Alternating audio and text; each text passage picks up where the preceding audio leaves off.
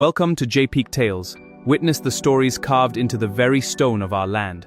Feel the magic, share the peace, and subscribe to journey with us into the heart of the savannah. Imagine you are a father. Your daughter is preparing for her school examination. She is excited. She dreams of becoming a doctor. She tells you she will make you proud one day. You smile and tell her to study hard. That night, you go to sleep believing everything is normal. Then suddenly, gunshots break the silence. People start screaming. Vehicles race through the darkness. Armed men storm the school. Children run in fear. Teachers hide. The night becomes chaos. By sunrise, your daughter is gone. Not only your daughter, hundreds of daughters. Vanished. No goodbye, no warning, no trace. The world would later know them as the Chibok girls. But before that terrible night happened, another story had already begun many years earlier. A story of anger, a story of poverty, a story of radical beliefs, a story that would eventually become one of the darkest chapters in Africa's history. This is the story of Boko Haram. And to understand how everything happened, we must travel back in time. Long before the kidnappings, long before the bombings, long before the fear, northern Nigeria was facing many challenges. Millions of people lived in poverty. Many communities had little access to quality education. Jobs were difficult to find. Young people struggled to build a future. Many families survived day by day. In some villages, children walked long distances just to attend school. Many never attended at all. At the same time, corruption was becoming a major problem. People complained that politicians made promises but rarely delivered. Roads remained bad. Hospitals lacked equipment. Schools were underfunded. Many citizens felt forgotten, especially the youth. And whenever people become desperate, they often search for someone who can offer answers, someone who can give them hope, someone who can explain why their lives are difficult. That someone appeared in the form of a young preacher. His name was Muhammad Yusuf.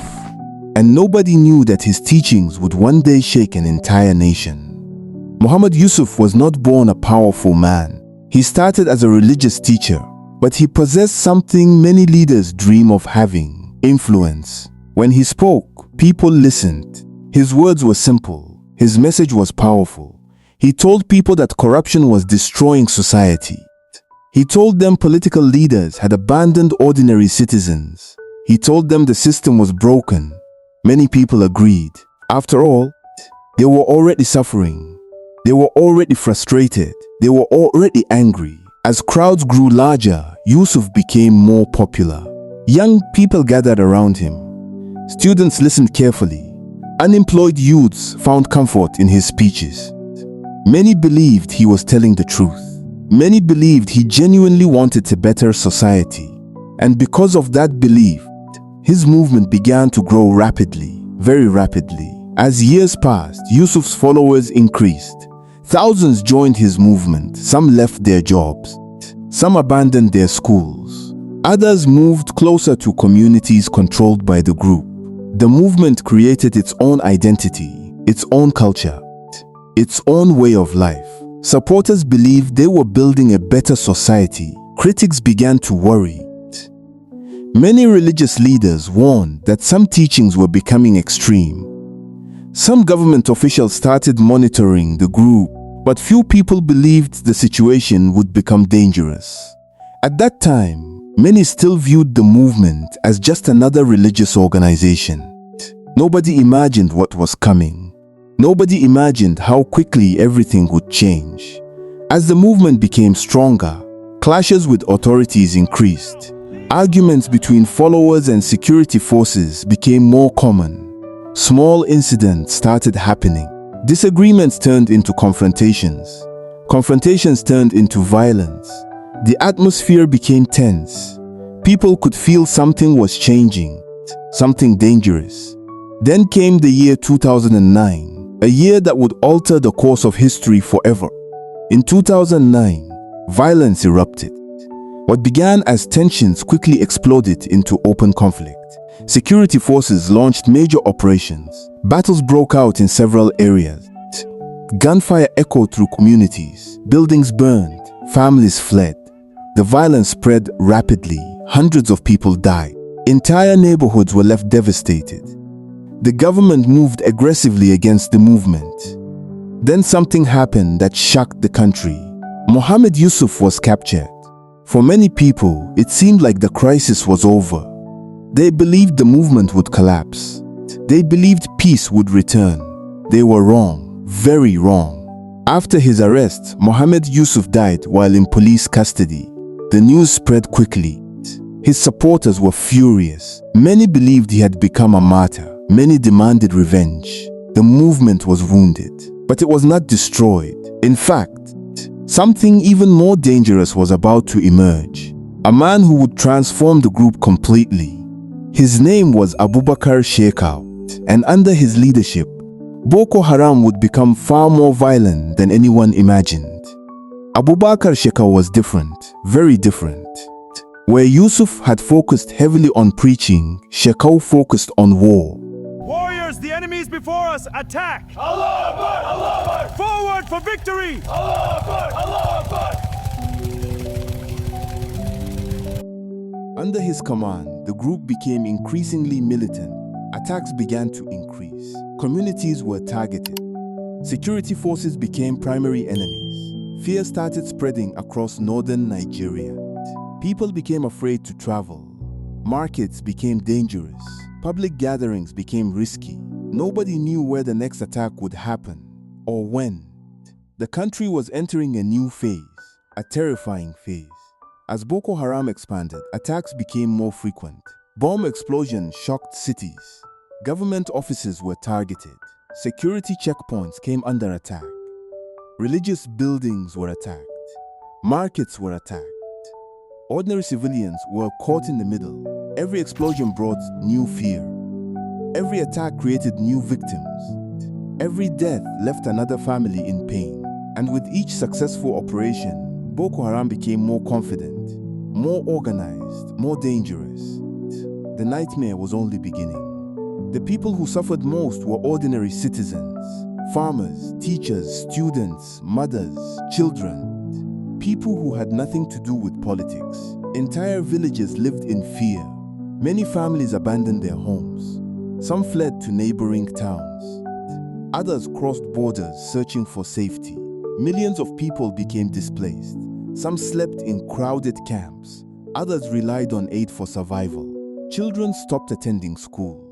Dreams disappeared. Hope became difficult to find. And then Boko Haram made a decision that would shock the world. They began targeting schools more aggressively because to them, schools represented something they opposed: education. Teachers became afraid. Parents became worried. Students became vulnerable. Schools started closing. Attendance dropped.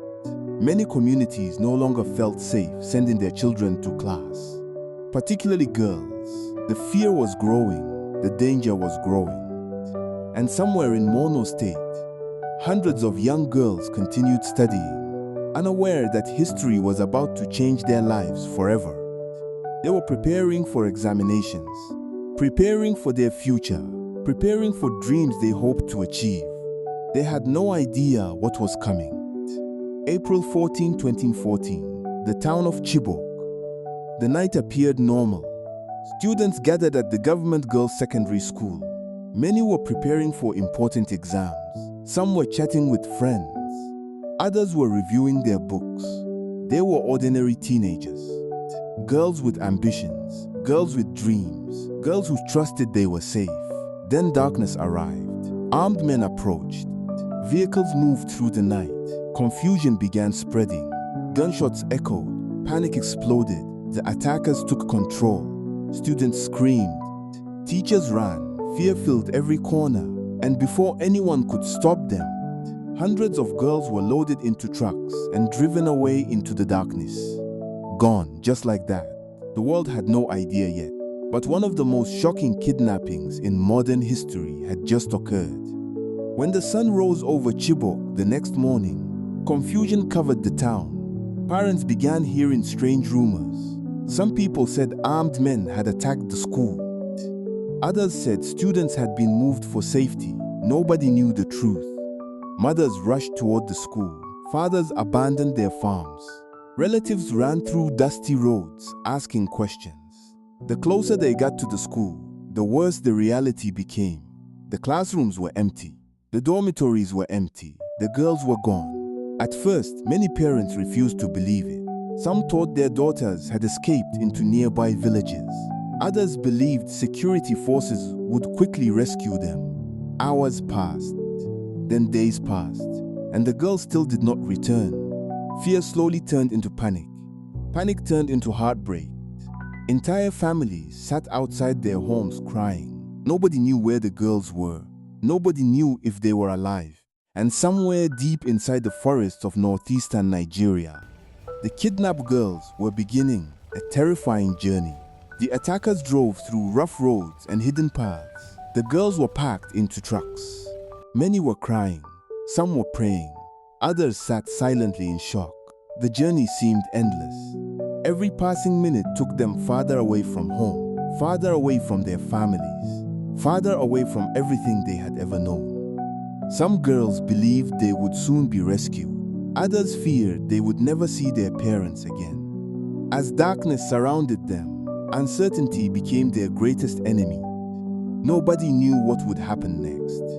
Nobody knew what their future would look like. And the world outside still did not fully understand the scale of what had happened. As reports emerged, local media began covering the story. Soon national newspapers picked it up. Then international media organizations started paying attention. The world was shocked. How could hundreds of schoolgirls disappear? How could such a massive kidnapping happen? Governments began asking questions. Human rights organizations demanded answers. Journalists traveled to Chibok. Television crews arrived. The story was no longer local. It had become global. Millions of people around the world were now watching, waiting, hoping, praying. But the answers were still missing. Every day, the parents waited. Some sat outside their homes staring into the distance. Others visited government offices, searching for information. Many traveled long distances hoping to hear good news. Mothers cried themselves to sleep. Fathers struggled to hide their pain. Some parents kept their daughters' rooms exactly the same. Their books remained untouched. Their clothes remained folded. Their beds remained ready. Because they believed their daughters would come home one day, somehow. And that hope became the only thing keeping many families alive. Soon, voices from around the world joined the call. Celebrities spoke out. Activists organized campaigns. Political leaders demanded action. Millions of people shared a simple message: bring back our girls. The phrase spread across social media. It appeared on television. It appeared in newspapers. It appeared in speeches. Suddenly, people thousands of kilometers away knew the name Chibok. They knew the faces of the missing girls. They knew the pain of their families. The kidnapping had become one of the most talked about stories on earth. Yet despite all the attention, the girls remained missing, and every passing day made the situation more frightening. The kidnapping sent shockwaves through northern Nigeria. Parents became terrified. Many stopped sending their daughters to school. Some schools closed completely. Attendance dropped sharply. Communities that once believed education offered a path to a better future now feared it could place their children in danger. Teachers became afraid. Students became afraid. Entire villages lived with constant anxiety. The impact reached far beyond Chibok. It changed lives across the region. And Boko Haram had achieved one of its goals: fear. Fear was spreading everywhere. While the world focused on the missing girls, the wider conflict continued. Attacks occurred in multiple communities. Villages were attacked. Families fled. More people became displaced. The humanitarian crisis expanded. Refugee camps grew larger. Resources became scarce. Children lost years of education. Many grew up surrounded by conflict. Some had never known peace. For millions of people, daily life became a struggle for survival. Food, water, shelter, safety. These basic necessities became difficult to find, and the suffering continued. Authorities launched search efforts.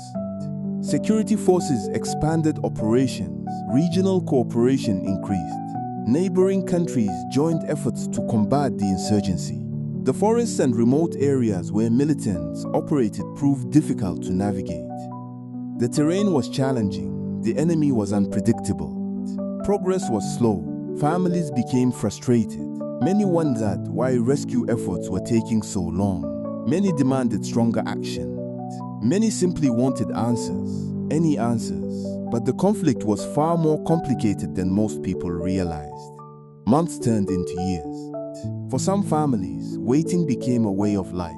Every phone call created hope. Every news report created hope. Every rumor created hope. Then disappointment, again and again. Some girls eventually escaped. Some were rescued during military operations. Others were later released through various arrangements. Each return brought emotional scenes.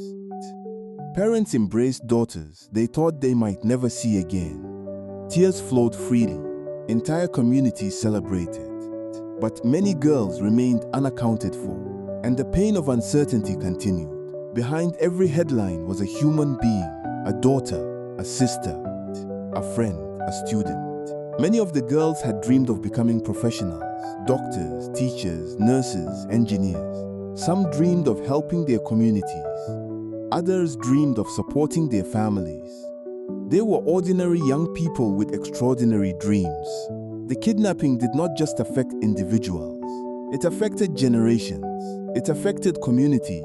It affected the future of many families. And those scars would remain long after the headlines disappeared. As years passed, one lesson became painfully clear. Violence destroys far more than buildings. It destroys trust. It destroys opportunity. It destroys hope. Communities that once lived peacefully became divided. Children lost access to education. Businesses collapsed. Families scattered across different regions. Millions paid the price for a conflict they never wanted. The damage extended far beyond the battlefield. It reached into homes, schools, hospitals, and the hearts of countless people. Governments across the region intensified efforts against Boko Haram. Military campaigns increased. Intelligence operations expanded. International cooperation grew stronger. Over time, the group's control over territory weakened. Internal divisions emerged. Different factions appeared. Leadership disputes created new challenges. The movement that once seemed unstoppable began facing increasing pressure. But ending an insurgency is never simple. The consequences remain long after the fighting decreases. Communities still needed rebuilding. Families still needed healing. Children still needed opportunities. The road to recovery would be long, very long. The story of Boko Haram is not simply a story about one group. It is a warning about what can happen when poverty, hopelessness, weak institutions, and extremist ideas combine. It reminds us that education matters, opportunity matters, good leadership matters, strong communities matter. Because when people lose hope, dangerous voices often find an audience. And when fear takes control, entire generations can suffer. The Chibok girls became a symbol of that lesson, a symbol of resilience, a symbol of courage, and a reminder that behind every statistic is a real human life. Today, years after that terrible night, the name Chibok still carries deep meaning. For some families, it represents loss. For others, it represents hope. For the world, it represents a moment that exposed the devastating human cost of extremism. The story is painful, the story is heartbreaking, but it is also important because history must be remembered, not to spread fear, but to learn, to understand, and to ensure that future generations never experience the same tragedy again. The night hundreds of girls disappeared shocked the world. But the courage of survivors, families, and communities showed something equally powerful. Even in the darkest moments, hope can survive. Even after unimaginable loss, people can continue fighting for a better future. And that may be the most important lesson of all. What are your thoughts on the rise of Boko Haram and the lessons the world should learn from the Chibok tragedy? Comment your thoughts below and subscribe for more stories.